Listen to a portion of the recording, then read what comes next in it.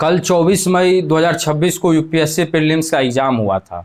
उसमें बहुत सारे लोग बता रहे हैं कि पेपर सरल हुआ था और बहुत सारे लोग बता रहे हैं पेपर कठिन हुआ था। वास्तव में पेपर कठिन था।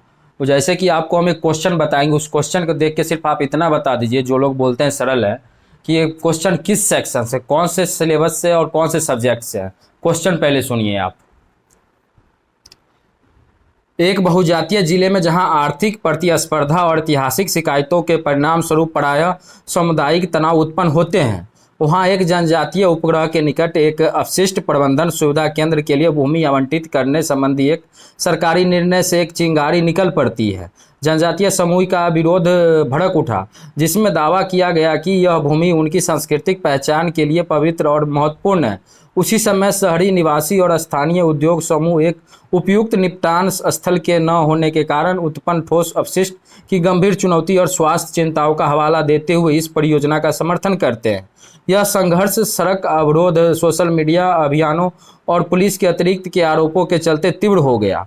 एक जिम्मेदार सरकारी अधिकारी के रूप में आपको मध्यस्थता के माध्यम से इस स्थिति का समाधान करने एवं पर्यावरणीय आवश्यकताओं, जनजाति के अधिकारों और शहरी जन स्वास्थ्य के बीच संतुलन बनाते हुए एक संधारणीय परिणाम सुनिश्चित करने का कार्य सौंपा गया है। क्वेश्चन अभी खत्म नहीं हुआ, क्वेश्चन अभी और है। उपयुक्त के संदर्भ में निम्नलिखित कथनों पर विचार करें। ऑप्शन 1, तकनीकी विकल्पों पर चर्चा करने से पहले विरोध करने वाले जनजातीय समुदाय की सांस्कृतिक चिंताओं को स्वीकार करने के साथ ही एक सफल संघर्ष समाधान प्रक्रिया अवश्य आरंभ की जानी चाहिए। दूसरा, शहरी स्वास्थ्य चिंताओं के समाधान के लिए सरकार की अविलंब परियोजना को आगे बढ़ाना चाहिए, जो कि किसी लघु वर्ग की भावनाओं से कहीं अधिक महत्वपूर्ण है।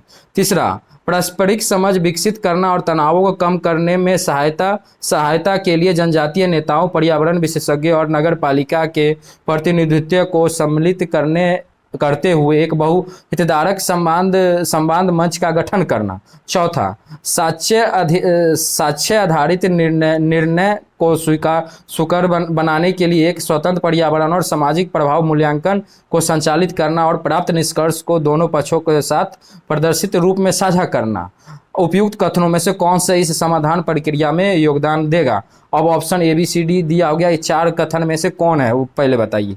केवल ऑप्शन ए में दिया हुआ है केवल 1, 3 और 4, ऑप्शन बी में 2, 3, 4, ऑप्शन सी में 1 और 2, ऑप्शन डी में 1, 2, 3, 4। अब आप बताइए कि इसमें कौन सा ऑप्शन सही है, कौन से सिलेबस से है। जैसे ही ऑप्शन पर जाइएगा ऊपर के क्वेश्चन भूल जाइएगा, क्वेश्चन में क्या पूछा गया है। कमेंट में जरूर बताइए कि कौन से सेक्शन से क्वेश्चन है, जो बोलते हैं सरल है।